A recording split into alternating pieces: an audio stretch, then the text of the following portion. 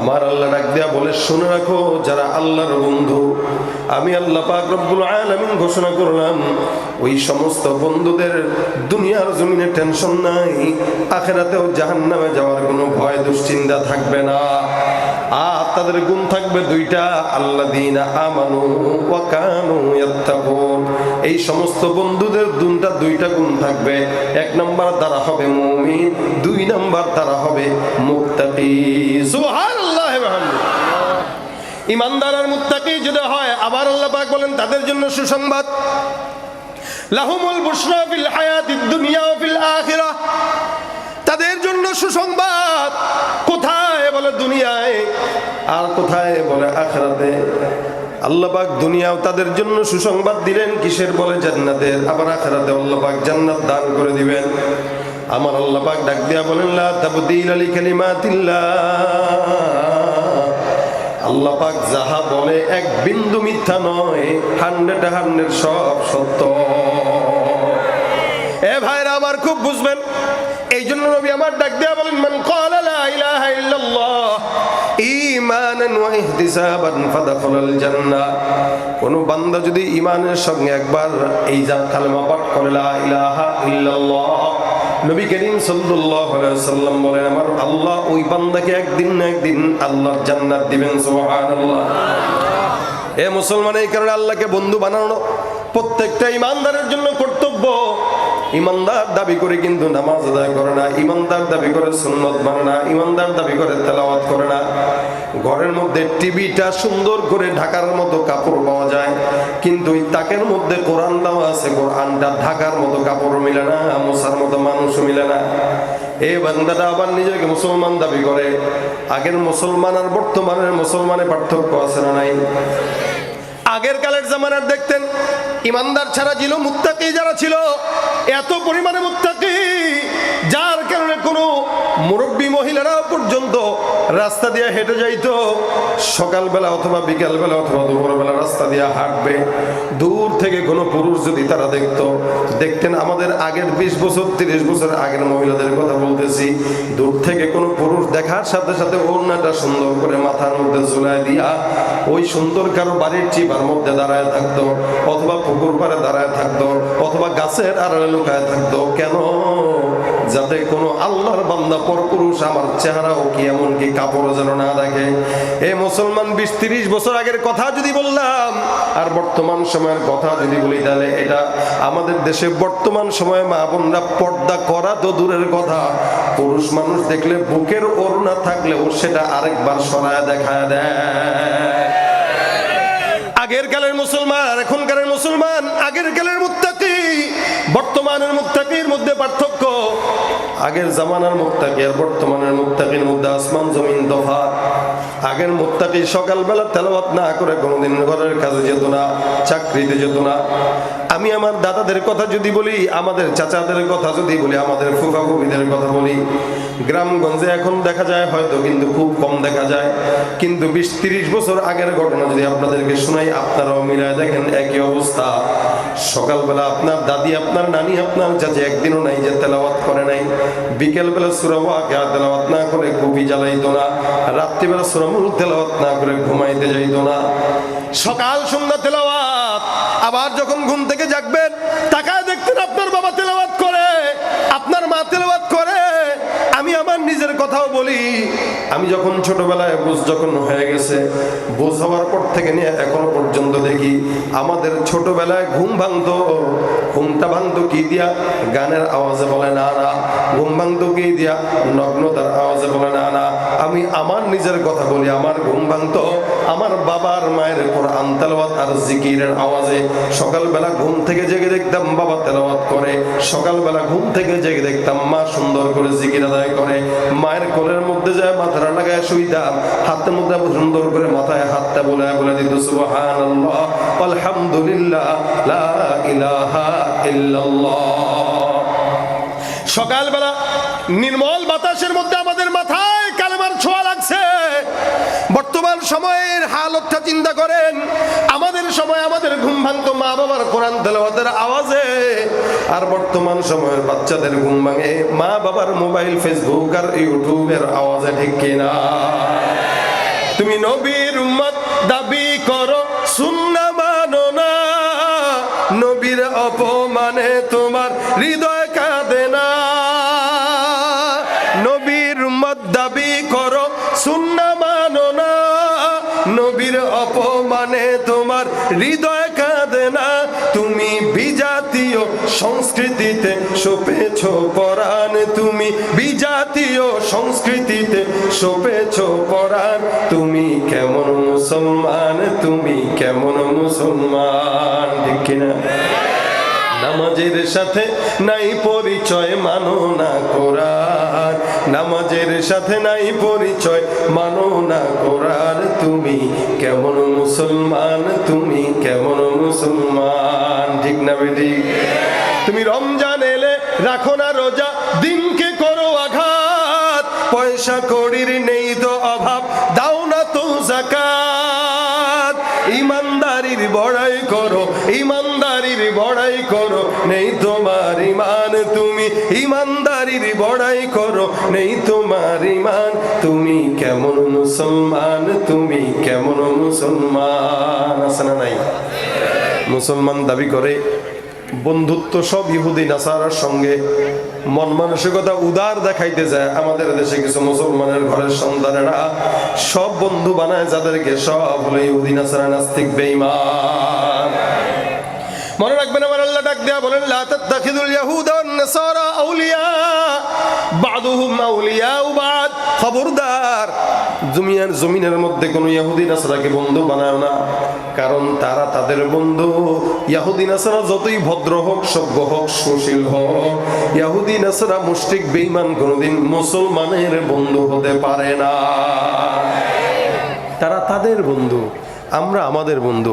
আমরা আমাদেরকে বন্ধুত্ব বাদ দিয়া ইহুদি নাসারাকে বন্ধু বানাই, আর মুসলমানের সঙ্গে শত্রুতা শুরু করে দিচ্ছি দলের কারণে। আমি অমুক দলের, সে অমুক দলের, বাস তারা পছন্দ হয় না। এ আমাদের শত্রুতার কারণ হলো এটা। অথচ এই শত্রুটা করা দরকার ছিল ইহুদি নাসারার সাথে, যে ও মুসলমান না, আমি মুসলমান, ওর সঙ্গে আমার কোনো বন্ধুত্ব চলতে পারে না। সেখানে দলে দলে এখন শত্রুতা হয়, ও দলে সেই দলে। আর দল কতগুলো আমাদের দেশে, শত্রুতাও বাড়তেছে। ভাইয়ের আমার, এই জন্য বন্ধুত্ব বাড়ানো দরকার। ইমানদার ইমানদারের সঙ্গে বন্ধুত্ব করবে, বেঈমান বেঈমানের সঙ্গে বন্ধুত্ব করবে। ইমানদার আল্লাহর সঙ্গে বন্ধুত্ব করবে, বেঈমান শয়তানের সঙ্গে বন্ধুত্ব করবে, ঠিক কিনা? বন্ধু যদি হওয়া লাগে ইব্রাহিম পয়গম্বরের মতো হও।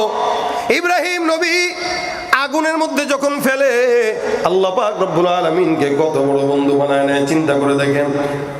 ইব্রাহিম পয়গম্বরকে অগ্নিকুণ্ডে ফেলবে, এমন সময় ইব্রাহিম পয়গম্বর দাঁড়ানো। ওই জমিনের মধ্যে আল্লাহর আর কোনো বান্দা নাই, ইব্রাহিম ছাড়া সব বান্দা বেঈমান। জিবরিল ফেরেশতা সুন্দর করে ইব্রাহিম পয়গম্বরের কাছে আসছে, এসে ডাক দিয়া বলে, ইব্রাহিম বলো সহযোগিতা দরকার কিনা? ইব্রাহিম নবী বলে, কিসের জন্য সহযোগিতা? বলে, আগুনের মধ্যে পড়বা, কোনো হেল্প দরকার কিনা? ইব্রাহিম নবী কয়, কে পাঠাইছে?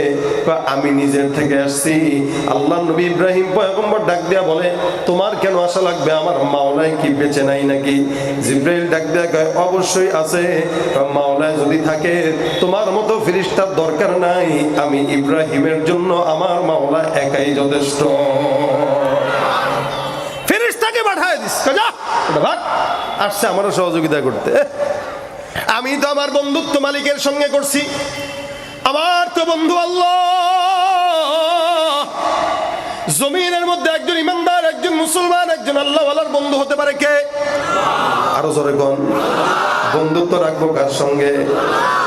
আমার আল্লাহ পাক রব্বুল আলামিন বন্ধুর যোগ্য। ইব্রাহিম নবী ডাক দেয়া করে, আমি যার সঙ্গে বন্ধুত্ব পাচ্ছি সে আমাকে দেখবে, তোমার দরকার নাই। জিবরিল ডাক দেয়া বলে, আল্লাহ, ইব্রাহিমকে একবারের জন্য সহযোগিতা করতে চাইলাম, কিন্তু সহযোগিতা নিল না। কেন, কি বলছো? আমি যাই বলছি, ইব্রাহিম তোমার সহযোগিতা লাগলে বলো। কয়, ইব্রাহিম কি বললো? ইব্রাহিম কয়, যার সঙ্গে প্রেম করি আমার সমস্ত সমস্যা ওই প্রেমিক দেখবে, কারো লাগবে না। ভাইরা আমার, প্রেম যখন কারো মধ্যে হয়, স্বামী স্ত্রীর মধ্যে হয়, সব কথা মুখে বলা লাগে না, কিছু কিছু কথা শুধুমাত্র চোখ দেখলে আর জবান দেখলে আর মুখ দেখলেই বলা যায়, ঠিক কিনা জোরে কর? লিসানুল হালি আফসাহু মিন লিসানি, লিসানুল হালি আফসাহু মিন লিসানি। এ বান্দা, মনের অবস্থা, মুখের অবস্থা, এটা ভাষা দিয়া সবসময় ব্যক্ত করা লাগে না। আল্লাহ পাক রব্বুল আলামিন বান্দাকে চোখে চোখে চোখে চোখে রেখে কথা বলার একটা যোগ্যতা দিয়ে দিছে। এই একজনের চোখে চোখে তাকায় দেখা কইলেন মানে কি চল, হ্যাঁ, এটা চোখে চোখে কথা। বিবিরে মাঝে মাঝে চোখে কথা বলে, চোখে একটা টিপ দিয়া দেখায়, কে করে? ভালোবাসে। সব কথা জবান দিয়া বলা যায় না, কিছু কিছু কথা আল্লাহ পাক রব্বুল আলামিন বান্দাকে চোখের মধ্যে ইশারা দিয়ে দিছে, কিছু কিছু কথা বান্দাকে আল্লাহ পাক জবানে ইশারা দিয়ে দিছে। ইব্রাহিম পয়গম্বর বলে, আমি মাওলারে বলবো না, আমার আল্লাহ আমার হালত দেখেই বুঝবে, কারণ এ আমার বন্ধু, আমিও তার বন্ধু। সুবহানাল্লাহ। ইব্রাহিম পয়গম্বর ডাক দেয়া বলে, এই জিবরাইল যাও, আমাকে সহযোগিতার দরকার নাই, মালিককে যা বলো তোমার বন্ধু ইব্রাহিম তোমার অপেক্ষায় আগুনের মধ্যে অপেক্ষা করছে। ইব্রাহিম পয়গম্বর সুন্দর করে আগুনের মধ্যে ফেলবে, তাকে ফালানে দিবে। আমার আল্লাহ পাক আসমান থেকে ডাক দেয়া কয়, জিবরাইল আগুনকে আমার বলা উচিত, কারণ আগুনের মধ্যে আমার বন্ধু ইব্রাহিম যাচ্ছে। ইব্রাহিম মেহমান, আগুন হলো মেজবান। সুবহানাল্লাহ। মেহমানকে ইব্রাহিম, মেজবানকে বলে আগুন। আমার আল্লাহ ডাক দিয়া বলে, আদেশ দিয়া, ইয়া নারু কুনি বারদান ওয়া সালামান আলা ইব্রাহিম।